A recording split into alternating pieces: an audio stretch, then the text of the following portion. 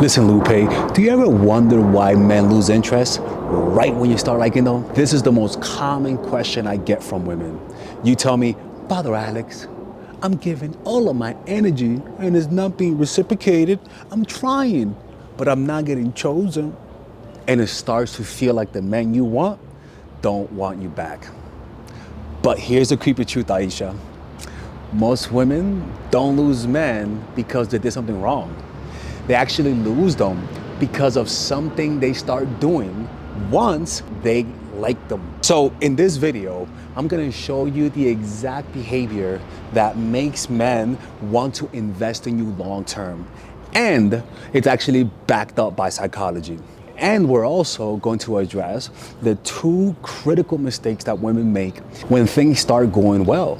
There's a shift that happens when you start liking someone that most women don't even realize they're doing it. By the end of this video, you'll have them craving for you, all right? Let's begin with the video. Okay, so let's talk about how to bond with a guy, okay? It's very important. Most women try to bond with men in a feminine way, okay? Through holding hands, caressing, more oxytocin, right? Which is actually really important, but it's actually not a man's primary way of building bonds. The masculine way of doing it, it's through vasopressin, right? And you do that not through like, oh baby, look at me in the eye and let's have intimate eye contact.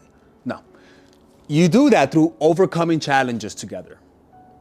Literally that, overcoming challenges. I always talk about the last girl that I dated, she would help me have my meditation events. And I was really nervous, right? I was like, I don't know if people are gonna come. And she would help me post the flyers, right? And so I was like, man, I hope this works. She was like, yeah, I think it's gonna work. That's awesome, right? That encouragement. And then when we finish, we will high five. We were like, oh, excellent, we did a great job. That builds a bond, right? In war, that's called being battle tested. Okay, and so ways that you do that, when you do that, you build, your body releases vasopressin. Okay, so I really do believe that's why a lot of the times masculine women can be really attractive to men, because masculine women almost have an inherent desire for challenging things and being challenging and doing things together, right? And that's actually the masculine way of building a bond. So that means doing 2-on-2 laser tag where you guys are on the same team, joining an art competition and you guys are doing it collaboratively, joining a co-ed basketball team in my case, going on challenging hikes, doing a meditation retreat. I've never seen couples bond more than after a meditation retreat, seriously.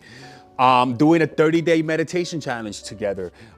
That's what you call being battle tested. And as you guys grow in a relationship, it's called them parenting together, right? It's being part of the same team. And that creates the feeling of being family. Number two, well, before number two, let's talk about the first mistake. You go after men that are avoidant. Listen, ladies, a lot of guys, some of the most attractive men are avoidant, right? And the reason why that is because research shows that avoidant men tend to be health conscious, but in an obsessive way, not in a healthy way, you know what I'm saying? They tend to be career focused, so they tend to have a lot of money. And so women who go after men who are cool, right? Who seem like a man's man or high social status, a lot of the times those are the very same guys that can't give you a relationship. A lot of the times women will go after guys who have high status because of when you just go after a guy with high status, okay? I'm not making a general conclusion, but when you're going after a guy, that's just low self-worth. Maybe you weren't validated enough as a kid. Maybe you didn't receive that comfort or that patient, lovingly parental comfort that we all deserve as children. And when you don't get that, you feel like you're not worthy of it. And so you develop an anxious attachment. You think you're not worthy of love. And so in order to prove yourself you're worthy of love, you go after the high status guys, but those high status guys are emotionally distant, which aggravates the anxiety, right? So you got to make a conscious decision. Go after guys that are not avoidant. And usually I'll be honest with you, that's a whole nother video, because sometimes we're actually talking about this in my course, the commitment formula, that I'm about to make the first video in a few weeks. We talk about how sometimes you just have a toxic taste. And usually a toxic taste is you have it because you have unresolved emotions that manifest itself in taste that sabotage you. And learning how to attack those emotions and heal it actually removes those tastes for toxic guys. The next one is connect the dots. This is very important, and this is more for the anxious women. Ask questions about them, okay? Observe the contradictions. Don't criticize, but just notice contradictions. That's what I want you to do. Just pay attention to contradictions. We stop doing that once we like someone, especially highly anxious people. For example, with my case, why do you smoke weed? If I was dating a girl actually, and she actually asked me that actually. She did pretty good, man. She said, I say that like I'm a fucking animal, anyways. She would say, why do you smoke weed and meditate a lot? I'm like, yeah, well, it's cause I'm addicted and I'm so solving it. I know, right? I'm not, but it's true, right? But calling me out like that, shows that you're not a dummy. It shows that you're not naive, because that is a true contradiction. So it shows that you're selective, right? It shows that you have standards. That's actually really attractive people. But also, a narcissist will get defensive, red flag. But this only works when it's framed as curiosity and not criticism, right? It's very important. You can't go Bronx mode on these guys. Oh, why you smoke weed and smoke and meditate? How, motherfucker? Right? No. Don't be like, oh, no, you can't do that. So the bad version, Sarah, that doesn't make any sense. Why do you smoke weed? That doesn't make any sense. You're a hypocrite, right? Don't do that, Melissa. Okay? This is the good version. Wait, that's interesting. So you meditate and smoke weed. Does that fit together, or doesn't that get in the way of each other? Right? How does that work? Right? This is a different tone, right? You're not judging. You're just trying to understand this person. It's real curiosity. By the way, if you guys are liking this video, hit the like button, okay? And subscribe to the channel. And if you guys need one-on-one coaching, go to Mindful Attraction under the description down below. Book a call with me. So the third thing you want to be able to do, and again, this happens when you start liking a guy, you actually start to speed it up. Right? Especially if you don't have patience, especially if you have anxiety, right? Think about it. When you're anxious, you want to get things done. And so it triggers your anxiety right when you're about to have something, right?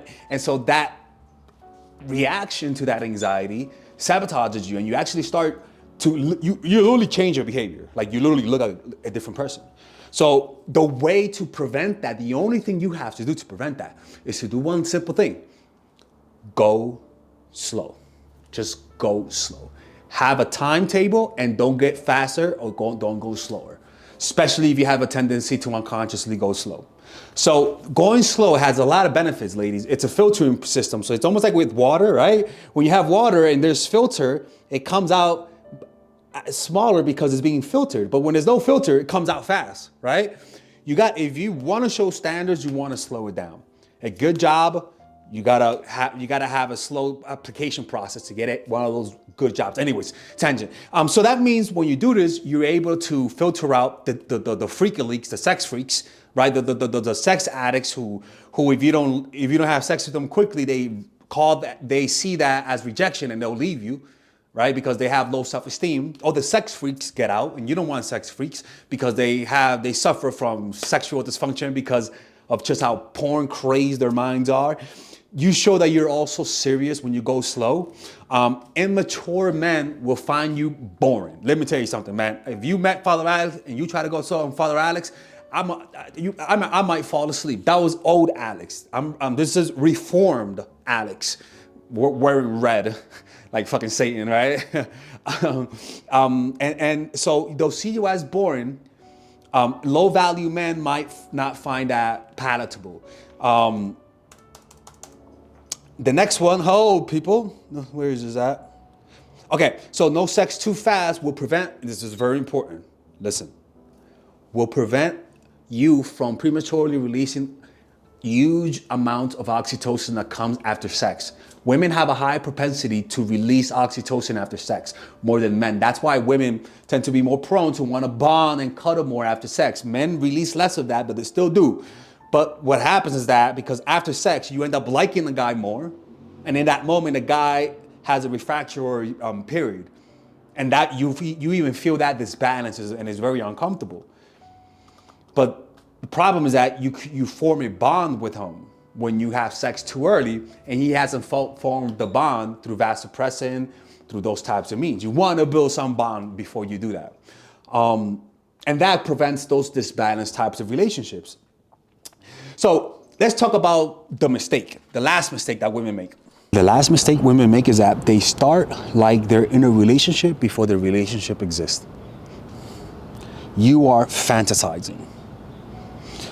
You are projecting, reacting to the pleasures of validation, which usually happens because of a general sense of unhappiness or general sense of misery because of life or bad childhood, and not paying attention to what's going on in front of you, right? So that means that unhappiness causes intense fantasy. Anxiety causes intense fantasies. Depression causes you to have intense fantasies as a way to escape reality, as a way to not feel pain. And what triggers it is validation from the opposite sex, right? For heterosexual people, right? And so slow your fantasies. When you first meet someone and they're great, don't tell yourself, oh my God, this is perfect. He might be in a relationship with me. He's awesome. He's this. No, just say, I don't know him yet. I don't know him yet, right? Look for things that look for red flags, but also look for green flags. Have some balance. A lot of times you're just looking to escape your unhappiness. That's really why a lot of the times this happens. You're trying to escape the anxieties. So don't act like you're in a relationship from the beginning. Don't call him babe from the beginning. Don't leave your stuff on the first day in his house, right? Like, don't do any of that, right? Like, show that you're still paying attention, that you're still filtering him, that you still don't know him. And that will go a pretty long way with men, all right? So don't start acting like you're in a relationship. Make him earn that. Don't no nicknames, none of that shit, all right? So yeah, people, listen, remember, focus on building a bond through overcoming challenges, right? Not through running around in a flowery field. The first mistake is going after avoidant men who never have a history of a long-term relationship. What the fuck? We can't do that. You can't do that and tell people you watch my channel.